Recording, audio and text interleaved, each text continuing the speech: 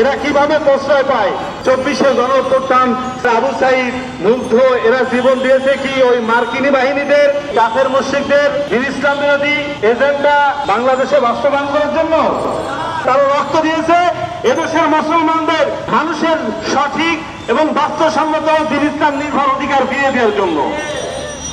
আজকে দেখা যাচ্ছে দ্বীন ইসলাম বিরোধী সংস্কার রাষ্ট্রপক্ষের কাছে একাধিক জমা দিয়েছে, এটা মেনে নেওয়া যাবে না। কথিত নারীবাদী সংস্কার কমিশন তারা জমা দিয়েছে যে কোনো পুরুষ মহিলা এইভাবে চিহ্নিত থাকতে পারবে না। সংবিধানের সংস্কার থাকবে কি যে লিঙ্গভিত্তিক সমতা থাকা যাবে না, অর্থাৎ নারী পুরুষ এভাবে থাকবে না। তাহলে কি থাকবে? ওই ট্রান্সজেন্ডার বাংলাদেশে এই সংবিধানে ঢুকাতে চায় তারা। নাউজুবিল্লাহ, নাউজুবিল্লাহ। নারী পুরুষ অধিকার রয়েছে সংবিধানে, তাহলে সেভাবেই তো থাকবে। একটা সামাজিক, একটা বিবাহ, একটা পারিবারিক বন্ধন নারী পুরুষের মাধ্যমে চিহ্নিত রয়েছে, বিবাহ অনেক কিছু জড়িত।